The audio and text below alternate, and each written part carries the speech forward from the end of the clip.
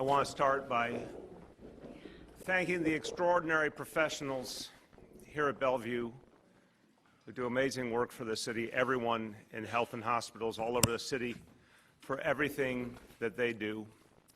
I came in here and was reminded of what I think was one of the city's finest hours, certainly in recent years, when we faced the extraordinary challenge of Ebola. And this hospital was the front line. And I've never seen more professionalism.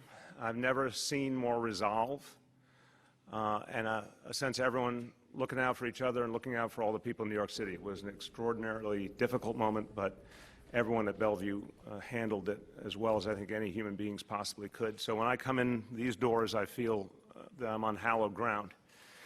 And we're here because this is the front line again, but for a very different kind of challenge. Right now, we as New Yorkers are watching as the rights of women are under assault all over this country.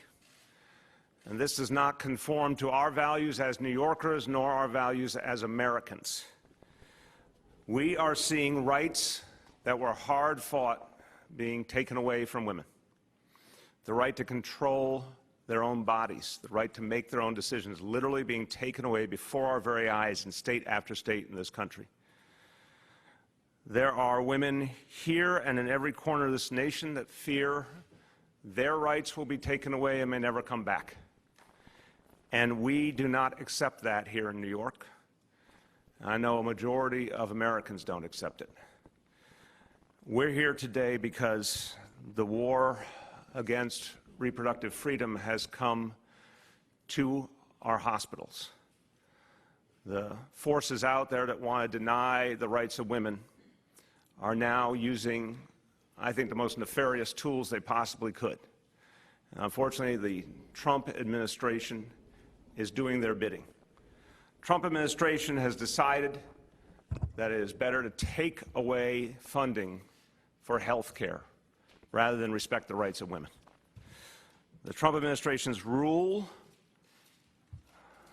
has effectively, the gag rule has effectively called for the censoring of our doctors and our nurses, literally makes it illegal for healthcare professionals to tell patients what their options are, what their rights are.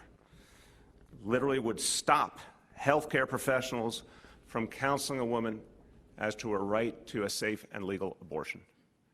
This is as cynical as it gets, taking away money that would help people to be healthy because our doctors, our nurses, our healthcare professionals simply want to be able to tell the truth.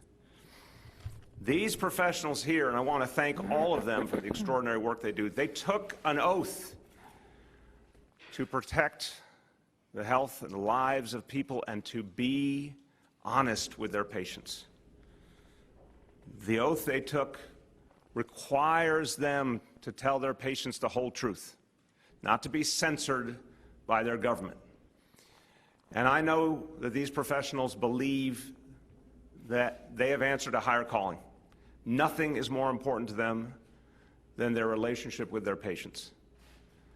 And they are not going to let the federal government stand between them and the people they are here to serve.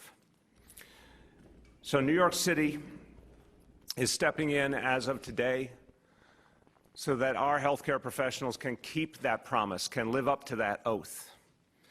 Our public hospitals will continue to give full reproductive care, and that includes information about abortion and access to abortion. No healthcare professional in our public hospital system will be prohibited from giving honest and truthful advice to their patients, period. I want to thank the leadership of Health and Hospitals, Chief Executive Officer Dr. Mitch Katz, and our Chief Medical Officer Dr. Michelle Allen for their extraordinary leadership, and a thanks to their entire team and all the good people who work throughout the health and hospital system. And I want to thank our allies in this fight, elected officials who have spent their entire lives standing up for the lives of women and the rights of women. Borough President Gail Brewer and Council Member Helen Rosenthal. So here are the facts. In February, the Trump administration issued this gag rule. And we in this city, we fought it. We fought it in the court system every step of the way. We organized other cities to join with states around the country to stop this gag rule, which literally takes away the rights of our medical professionals to tell the truth. Last week, unfortunately, the Ninth Circuit Court of Appeals said that the gag rule could move forward. Now that means that federal Title X funding recipients will be subject to the gag rule. And hospitals and clinics will be held liable for financial damages if they provide information about abortion. That's how total and absolute this rule is. Let me put this in perspective of New York City. There are 75,000 New Yorkers who rely on the health and hospital system for reproductive health care. We will protect all of them. We will protect all patients, and we will protect those who treat our patients. And therefore, as of today, the nation's largest public hospital system will no longer accept federal Title X funds. We won't accept federal dollars if it means denying New Yorkers health care. We in New York City will cover these costs as well. And this is not a decision we take lightly. It's a sad day when our federal government is trying to undermine public health care rather than support it. But it's what we have to do to protect our people.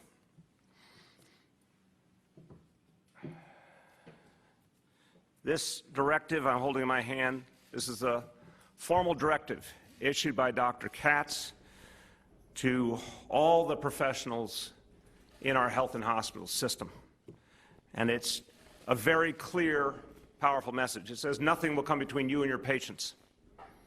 This is our formal directive to all the people who work at health and hospitals to let them know they need to continue on their mission, and we will not let the Trump administration interfere with the work they do. I want to say to all New Yorkers, but particularly to those who see their rights under assault today, to women, to transgender New Yorkers, to nonconforming New Yorkers, to so many families who right now feel that they are under assault, I want to say in New York City, we will stand by you. Here in New York City, we will protect you, we will serve you. Nothing will stand between you and the health care you need. Just want to say a few words in Spanish. El gobierno del presidente Trump está censurando a los médicos al impedir que hablen con sus pacientes sobre el aborto. Por eso, rechazamos los fondos federales y estamos garantizando el derecho a servicios de salud reproductiva en nuestra ciudad. No vamos a permitir que nada se interponga entre los pacientes y la atención de salud que necesitan. I want you to hear from one more speaker, and she has literally devoted her whole adult life to healthcare equity. I didn't know her before I first interviewed her almost 3.5 years ago, but what I came to know very quickly was this is someone who is the definition of a public health leader, and she has fought for reproductive care rights and has fought to make sure that patients are always told the truth. I know for Dr. Emilia Blasio, this is a day that probably we never believed would come in our country when these rights would be undermined by our federal government in such a cynical way. But I also know that for her, this has been a lifetime of fighting for the right things. She's made a huge, huge impact over these last 3.5 years here in New York City. We will miss you as you prepare for another chapter in your life. I know you got a little more time with us, but I want to say a profound thank you for your service to your native land. Let's give Dr. Blasio a great round of applause for that.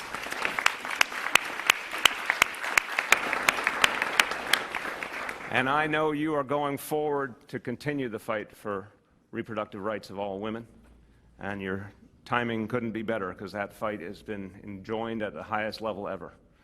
And we're all going to fight shoulder to shoulder. My pleasure to bring up our Deputy Mayor, Dr. Herminia Blasio.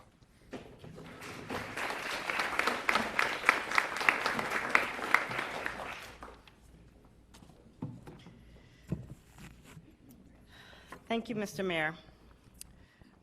Thank you so much for the privilege and the honor that it's been to stand not quite shoulder to shoulder, more like shoulder to belly button,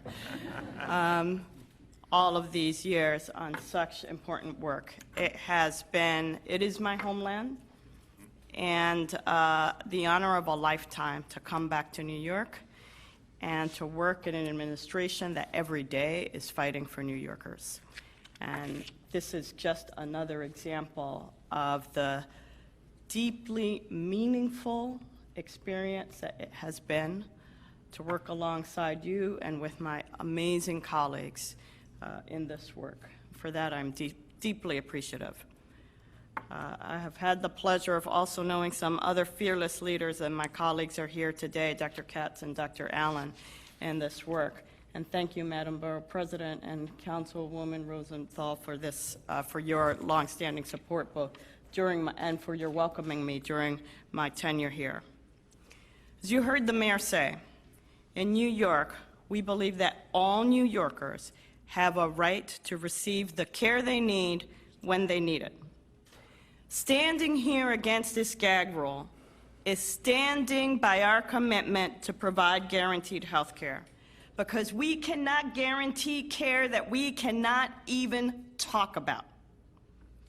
I'm going to speak to you as a physician, as somebody who was, for most of my clinical career, a physician who worked with patients who had HIV and AIDS, where we talked about the most delicate, the most intimate of issues on a daily basis, and where if my patients didn't trust me with this most intimate, most delicate, most sensitive, most personal of information, if they didn't trust me that I was going to be giving them truthful, honest, factually based, scientifically grounded advice, they would not have gotten the care that they needed. They would not have come in to see me. And make no mistake about it, we are standing here today saying to our patients, today at health and hospitals, as a result of this gag rule, nothing changes.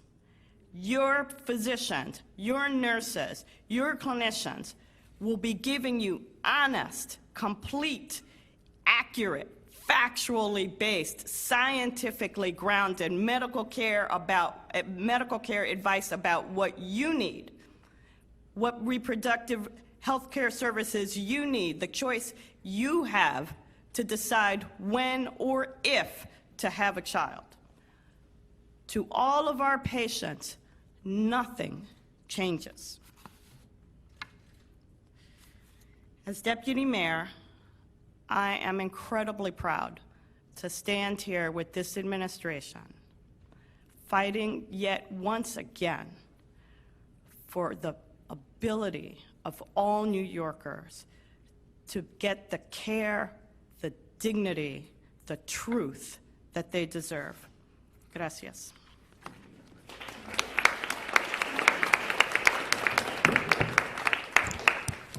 Okay, we're going to take questions about this announcement, then we'll take questions on other topics. First, on this announcement, yes. So New York City has 22 organizations that receive about $6.8 million a year in Title X funding. You're going to supplement $1.3 million for H&H. Does your decision limit the other nonprofits, community-based organizations' ability to reject or take Title X funding? So I'm going to start with the top line and then let my colleagues speak about the mechanics. The bottom line here is we're not going to accept this gag rule in New York City. We're going to make sure that women's reproductive rights are honored, and we'll do whatever it takes. The immediate action we had to take was to make clear that health and hospitals would continue its practice of giving women full information, full access to their choices. In terms of nonprofit organizations and other partners we have in the community, we have to make sure they are made whole as well. I know the state is also working closely with us on that. Who wants to speak to specifics?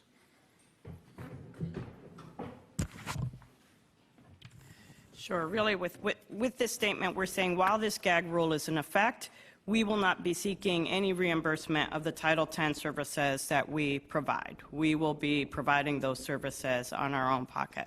We are in close contact with all of our providers who receive Title X resources in this area. They are, of course, also very upset by this ridiculous rule. We understand that the state has language in its legislation as a contingency fund to help organizations that need to come forward to backfill monies if they're going to be rejecting Title X funding. But we at the city are going to be using our own resources to backfill this funding. Yes, Anna. Apologies if this is a dumb question, but does the public hospital system, does anyone here perform abortions, or you guys just refer? Okay. And about how many are performed a year in the system?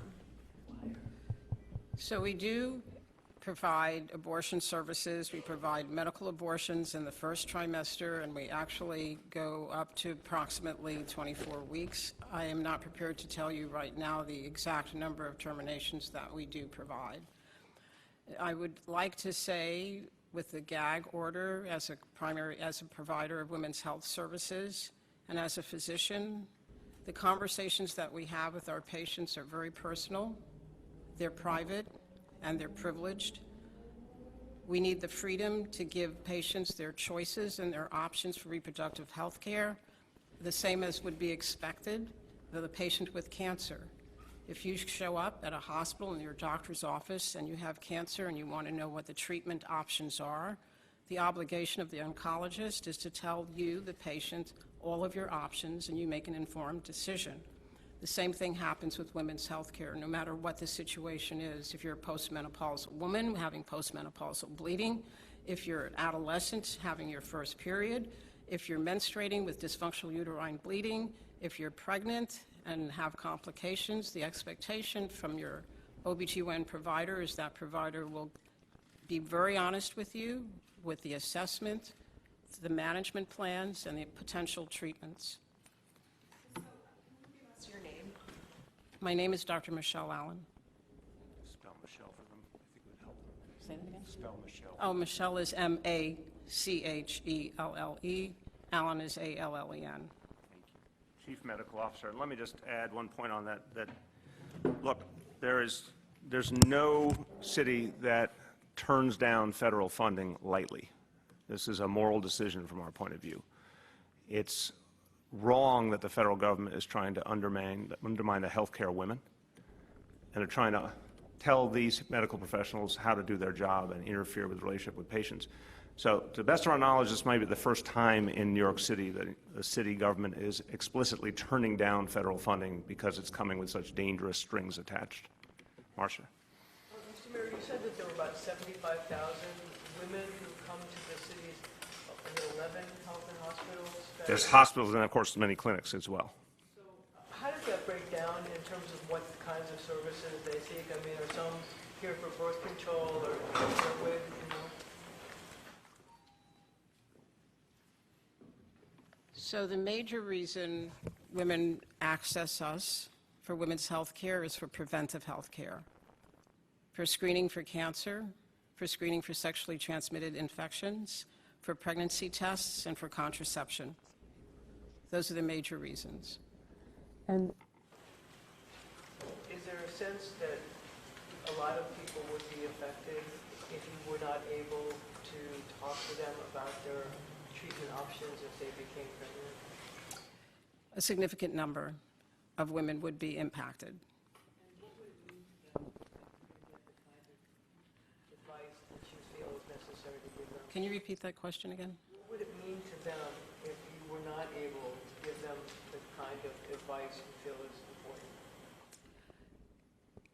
So imagine that we are in another state where there actually are no abortion providers. I think it would be devastating. I would have to defer to the DOHMH in terms of the exact data on the percentage of women who are pregnant who actually wind up terminating their pregnancies, but it's not an insignificant number. I guess my question is would they be forced to days where people were getting abortions in back rooms and the horror stories before abortion became legal. So I want to make a distinction between, because there are, in fact, affronts on women's reproductive rights on many fronts, right?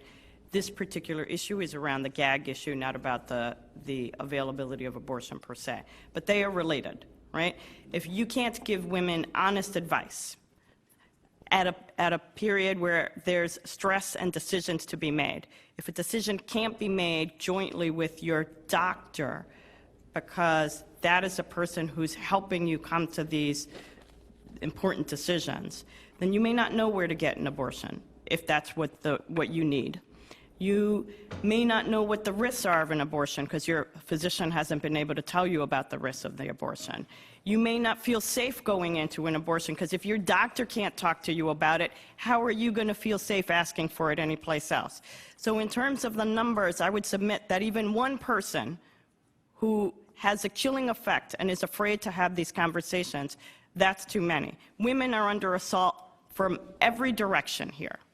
This is not an accident. These are layering of ways to make it more and more and more difficult for people to get the care that they deserve and that is, in fact, legal. And hold on, let me get Annie, and I'll come back to you. Hold on, Anna, go ahead. You can get her. There's not a lot of us. Fine, go ahead. I just wondered what your message to New York women is today. My message to women in New York City today is that we will protect you, we will protect your rights. The federal government is trying to take your rights away. And, you know, Roe v. Wade has been the law of the land since the early 1970s.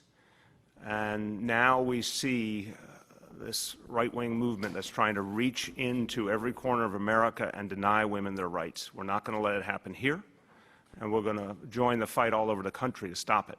So if you're a woman in New York City, Marcia, you can come into a health and hospitals facility.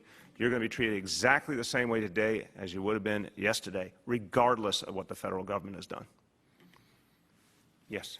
So just to be clear about the 22 organizations that get $6.8 million, does that include public health, the 1.3 million? No, the 1.3 million is just for nonprofits that the government supports. Okay, and to be clear, you guys explicitly said this, would you consider funding like the 6.8 million? Again, the bottom line, as we understand it, this is all happening in real time. We were hopeful that the injunction that was in place was going to hold, and we would not have to deal with this issue at this moment. But we got a surprise from the Court of Appeals just in the last days. We believe that the state budget made provision for this. We need to confirm that. But either way you slice it, we have to keep those nonprofit organizations going. We have to make sure they can provide the services they provide. We hope that the state funding will do it. If there's any other needs, we're certainly going to address it. Willie. I want to understand from Dr. Katz, this ruling in court occurred a week ago Thursday, and I'm looking at your directive here. My understanding is the ruling went into effect immediately. So what's happened over the last 8 days? Did you send out immediately some kind of directive to your doctors to tell them to continue to discuss abortions? Can you talk about what happened? Right. Well, after speaking with the mayor and the mayor's office, it was clear that we had support to maintain the tradition of health and hospitals, which is always to provide honest information and to make sure that people had their choices. As the mayor has said, this is real time, right? We're running a health center. We're running hospitals. We get this note from about the court decision, and I have my physicians, nurse practitioners, and nurses wondering, well, so what do we do? So we had to issue in real time, keep doing what you're doing. This is an administration that will support us. So that's why it went out right away. When did that happen? On Thursday? Friday. Happened Friday. A week ago Friday. So what is that called? Is that a directive? How does that go out?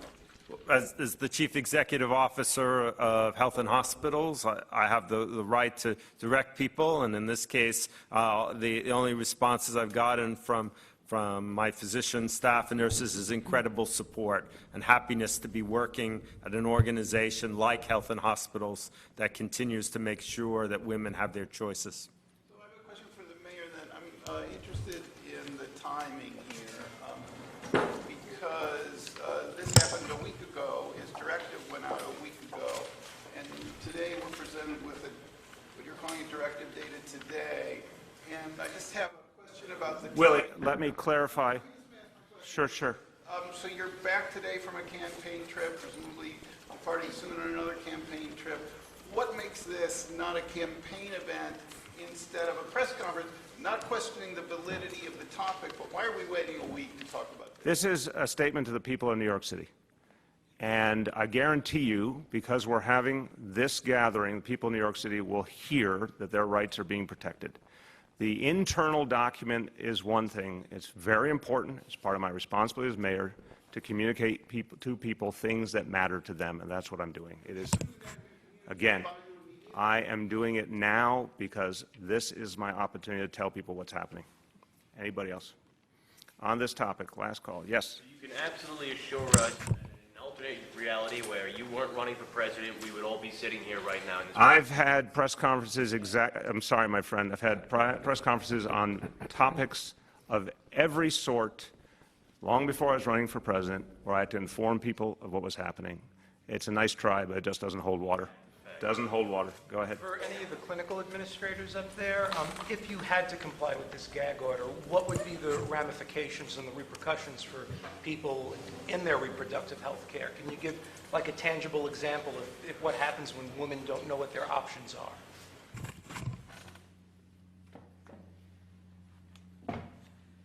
So you're a 20-year-old, it's your first pregnancy. You realize, you're told that your hypertension will result not only in your death, but you lose the child as well. There's a conversation to be had. You can continue the pregnancy. These are the risks. This is how I would manage you. You're in your first trimester. For your own health, you have the option to terminate the pregnancy, and it's your decision. These are the options. These are the benefits, and these are the risks of each of these options. And the patient makes the decision, informed and advised appropriately. And if there were a gag order in place, I was going to ask Dr. Allen, and if there's a gag order in place, and you have that same, if we didn't have such a supportive administration, and suddenly now you're told, I'm sorry, Dr. Allen, you can't mention anything about terminating a pregnancy because, you know, then we're going to lose money, and we're most focused on money. Then what's your message? Then the message is restricted. Well, first of all, I'd have to say, Dr. Katz, I don't know any of our providers who would not be honest and truthful with our patients. So it would be irrelevant. What the risk is our going to jail for being honest with our patients. However, if I complied with the gag rule and only told the patient that she would have to continue her pregnancy, if she had pulmonary hypertension, she would die on the table, very high risks. Hypertension, she could have a stroke, suffer from that. And even if you don't die, and we're really dealing with maternal mortality and morbidity across the country and in the city, this patient would suffer a complication even if she lived. So you go through, I'd be able to say, these are your risks of death. This is your risk of having an ICU admission. This is your risk of transfusion. I'm happy to support you through your pregnancy. This may be beyond your expertise, but it would seem that that might open up many clinicians to some type of medical negligence if they're not able to provide a complete spectrum of options. You're absolutely correct. Okay. Please. Hi, just to be clear, just to clarify, when NYC Care rolls out in August of this year, will it cover abortion services? Yes. And I just also have like an additional thing to that. Yes all the way down the line. So when it does roll out and people can choose to get abortions through NYC Care, how affordable will it be? Because I understand it's on a sliding scale. Where does that sliding scale start? Thank you. So for the sliding scale starts with 0 for somebody who has no money. So our sliding scales are always aimed so that the person can afford it. We don't have any sliding scales that preclude someone getting the services they need. For abortion, but for all our services. We don't, I mean, I think that's the excellent thing. We don't treat abortion as a different service. We treat it the same way we would treat any medically needed service. Okay, any other questions on this announcement? Any other questions? Okay, let's do other topics. Other topics. Anna. The Daily News had a story about some teachers in an Inwood school fearing that there's a cancer cluster going on. I'm not sure if you guys are aware of this story, but I wanted to see if the doctors had any comment. Well, there's teachers who are concerned. We're immediately going to investigate what's going on and address their concerns. I mean, we value our educators. We have to make sure that they are safe and they know they're safe. In terms of, I don't know if anyone here knows the details to speak to. I do not. We can follow up after. We'll follow up with you after. Other questions? Yes. WNYC reported the lead levels in the schools were 17 times the safe level. And the lead dust is where the high exposure is. The current test that you use, the XRM test, does not test the lead dust. And we found a lot of peeling paint. 700 elementary schools have been built before 1980, and Congress just recently requested that this be handled and made public. Will you test the older schools for lead dust, and what will you do about the peeling paint? Okay, we test the schools every year, and we'll get you a very specific explanation of the testing we do.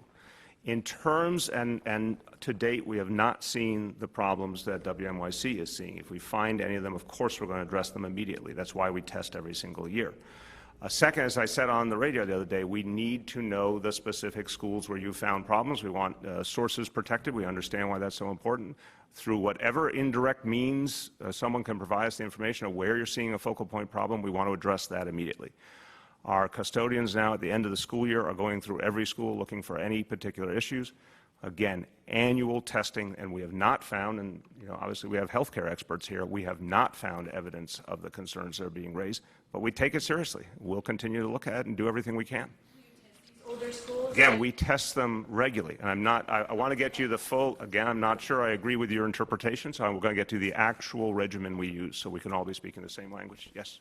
On Wednesday, you had raised your hand saying that you support Medicare for all. Can you give us some specifics about what your plan would look like? Would it look like Bernie and Elizabeth Warren's, or would it look more like the states? So as I've said, I'm only a few weeks into the presidential race. I'll be putting out very specific position papers in the coming weeks. But what's abundantly clear to me is the current system is failing tens of millions of Americans, including a lot of people who have insurance and just can't use it effectively. And we have to go in a very different direction. I believe in the universal health care approach, but I'll fill in those blanks in the coming days. Coming weeks, what's our timeline? I'll get you as soon as we have it. Marcia. Mr. Mayor, the PBA is upset about remarks you made during the debate where you talked about the way you had to teach Dante to deal with police officers and your concerns about him. They claim that you haven't learned anything in 6 years about how police operate and that it adds to a climate where police are not respected. What would you like to say? PBA has spent decades trying to divide this city. And that's not the members. The members I work with all the time. I know them. I respect their work intensely. But the leadership of the PBA has used divisive tactics for a long, long time. And this is ridiculous. Not only here in this city, for millions of New Yorkers has this been a reality, but around this country for tens of millions of people. That conversation, Marcia, has been going on for decades in this country. And I have an unusual situation. Let's face it, there have not been many white males who happen to have a black son who could speak about what that conversation was like. And if I can play a role in helping people in this country to understand why millions and millions of parents have had to have that conversation, I think it's a good thing to bring out in the open and really discuss and make sense of. The goal is not a negative one, it's a positive one. I honor our police, I respect our police. In fact, what we have done is to respect their professionalism by giving them more and more training and de-escalation, by showing them how they can work more closely with communities. And what I've heard from officers uniformly is that they appreciate the reality of neighborhood policing because community members thank them, community members communicate with them. I don't know if I've said this story before, But after one graduation at Madison Square Garden, I went down into the subway afterwards to go to my next stop. There's a young police officer on the platform. And I often, when I go up to a police officer or start a conversation, I start by saying, how many years do you have on the force? This guy said 5 years. Happened to be a Caucasian guy. I said, where do you live? He happened to live in Long Island. And I said, oh, how's it going? And he said, well, a lot of things are changing. And he said it kind of neutrally, so I didn't know if he liked it or didn't like it. And I said to him, well, what does that mean to you? And he said, well, when I first came on the job, people would not approach me. Now a lot more people are coming up and talking to me. And he said, I think that's good. And I said, why do you think that's happening? And he said, people will talk to you if they're not afraid of you. And it just hit a nerve for me that what we want to create is a culture of absolute communication, mutual respect, teamwork between communities and police. And that's what we're doing in New York City. That's why we're getting safer. So no, I honor our officers. Their jobs are very tough. They do extraordinary work. But being honest about the history of this country and what we have to address is how we move forward. PPA is not interested in moving us forward. They're interested in their own political strategies and games. But this is about having an honest conversation. And when I've talked to people, they appreciate that honest conversation. Your son would be safer now in the city after 6 years? Absolutely. The way the police department has changed? 100%. Every officer has been trained in de-escalation. The amount of restraint our officers show in this city is breathtaking. I believe I have my fact right in saying for 2018 in New York City, there were only 17 instances, adversarial instances, where a police officer fired their weapon. 36,000 officers, 8.6 million residents, 365 days in a year, and only 17 times. You've seen some of the video, Marcia, of our officers holding back and trying to defuse a situation like never before. And now it's captured on body cameras, which is something we've done. I don't have a doubt in my mind, and I've had a lot of folks in communities of color tell me it's different. I've had a lot of young men come up to me and say, I don't get frisked anymore, and I can go about my life. I have no doubt things are different. Yes, Willie.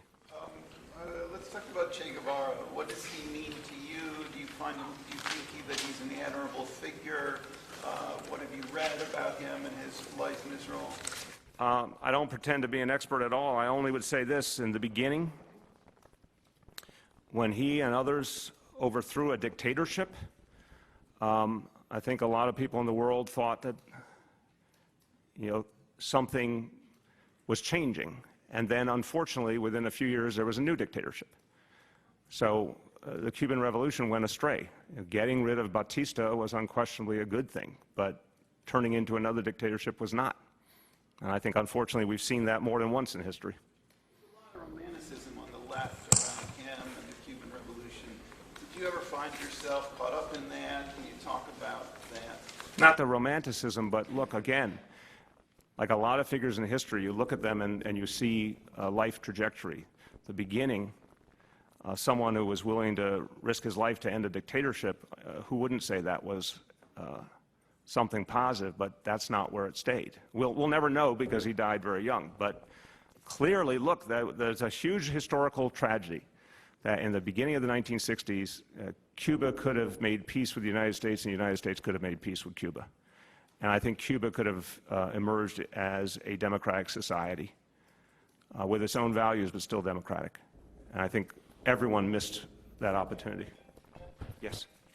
Given your studies in Latin American politics and your travel in support of the Sandinistas, why should we believe that you didn't know the origin of the slogan that you used yesterday in Miami? First of all, it is a very simple phrase that you can ask me 1,000 times, I'll give you the same answer. I had no idea it was associated with any one individual. Second, what I want to recommend the comment made by Juan Manuel Benitez, that I went to many, many events where that phrase was used with no reference to being about anybody, but just, it's like si se puede, just a statement.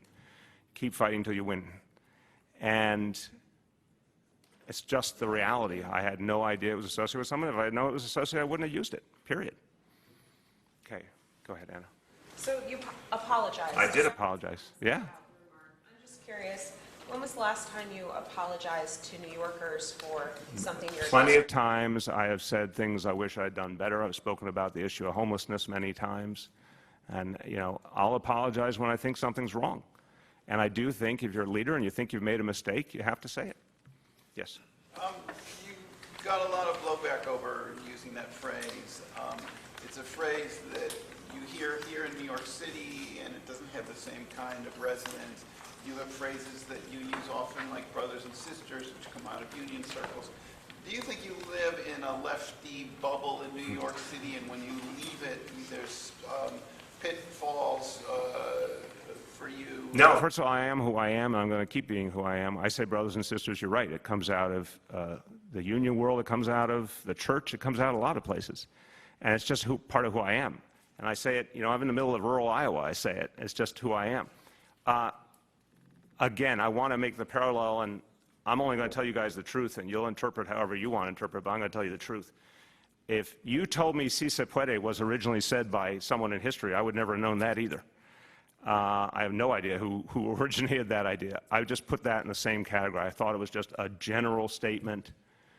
And I don't think that's from some bubble. I just think it's something I had heard lots of places, not just here and lots of other places I've been. I certainly have heard it in the context of many Latin American communities. So I think if someone said, hey, you need to know that was originally somehow associated with Che Guevara, then I just wouldn't have used it. That's that simple. Yeah. You know, while we're sort of in this topic, what's your current take on Daniel Ortega and his record? It's a sad situation. It's a very similar, that's one of the examples I give of something that went wrong, and it saddens me deeply. The original 1979 revolution overthrew a brutal dictator. That case, and I want to give a lot of credit to Jimmy Carter, he did not intervene in the way the United States did in the past, and he ensured that that country got to decide its own destiny. But over time, and it was clearly, there were democratic elections and all different than the reality of Cuba, but what we're seeing today does not reflect the values of the Sandinista movement, and it's very sad to watch. And I think he's gotten to the point where his time has come and gone. Yeah. Mr. Mayor, as you wade into your first national campaign very early on, the blowback from this Che comment, is there a lesson learned? Well, it's not a Che comment if you didn't know it was a Che comment, but go on.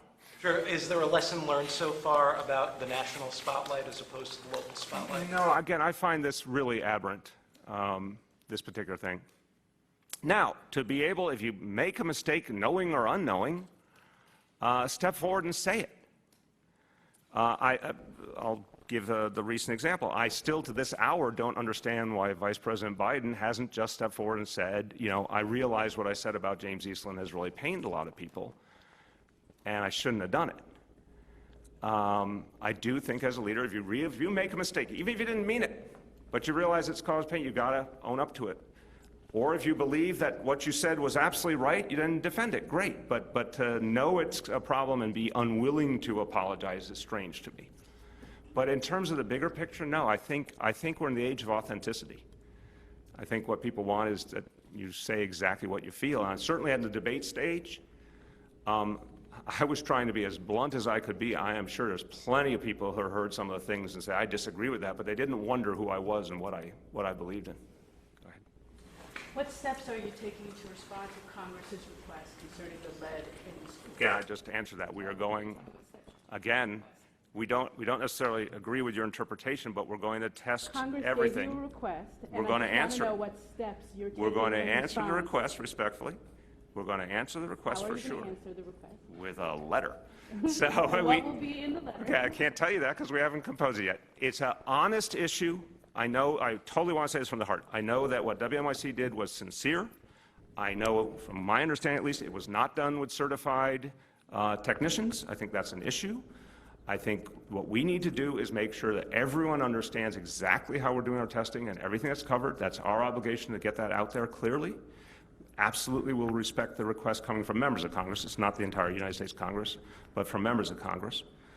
Take it very seriously. We had a quote-unquote lead czar for a reason. We have set the goal of obliterating lead exposure in the city once and for all to zero.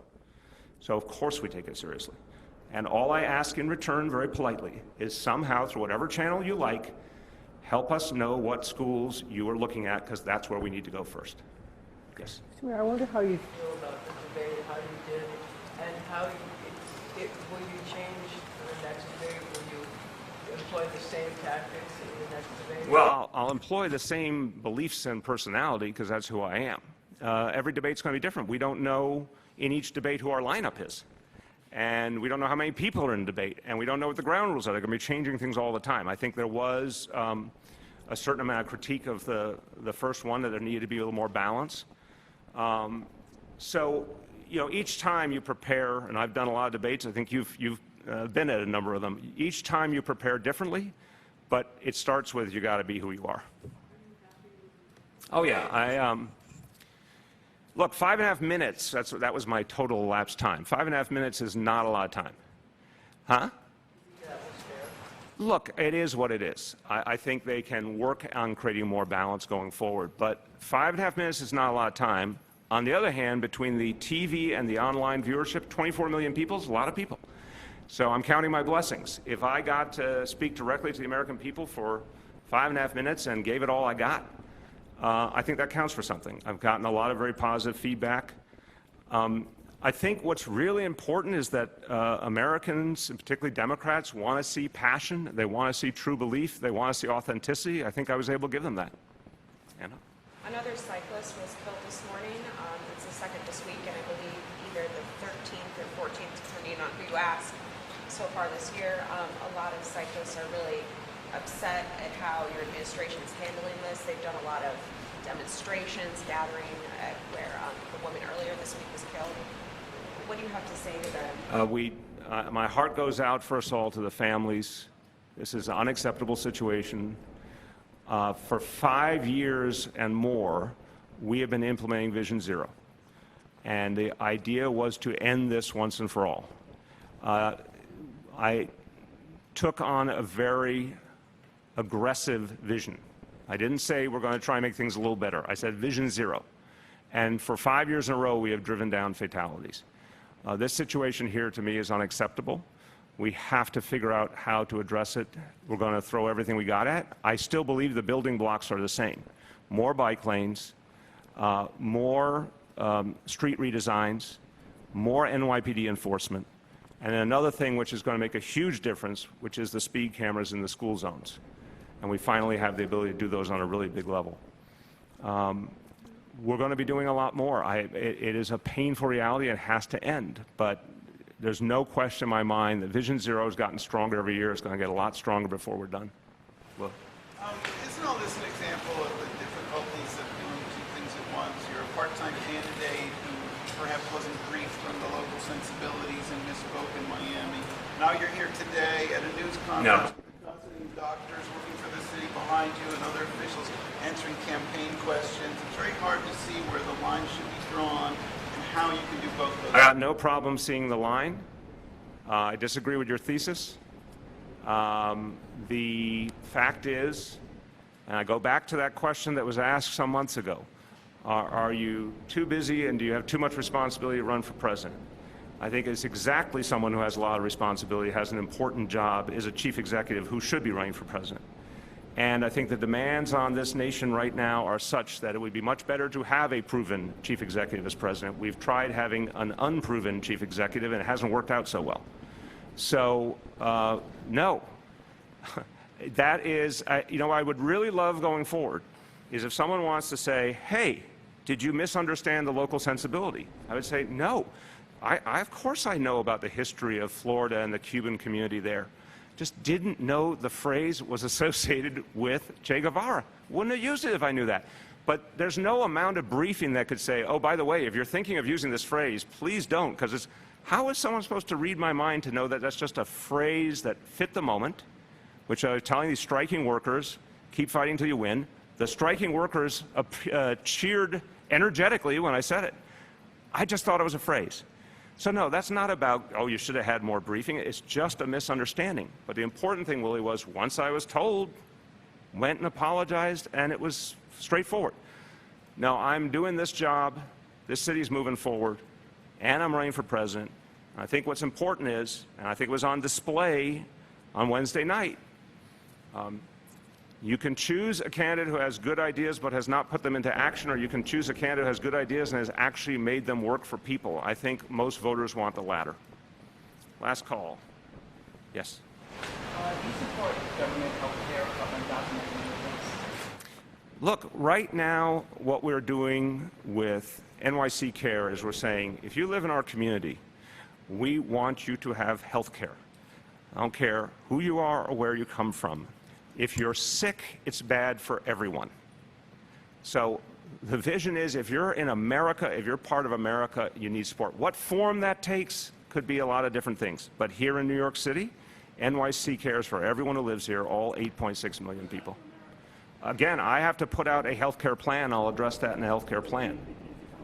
I'll address it in a health care plan, but I'm being very straightforward about the thing that I control right here. Couldn't be clearer, my friend. It depends on the question. I'm being really, my friend. Rich, you've pitched to me before, I know, in softball. I'm going to put out a health care plan, and we'll address it in the health care plan. But what's very clear is actions speak louder than words. Right here, we're going to provide it for everyone. Thanks, everybody.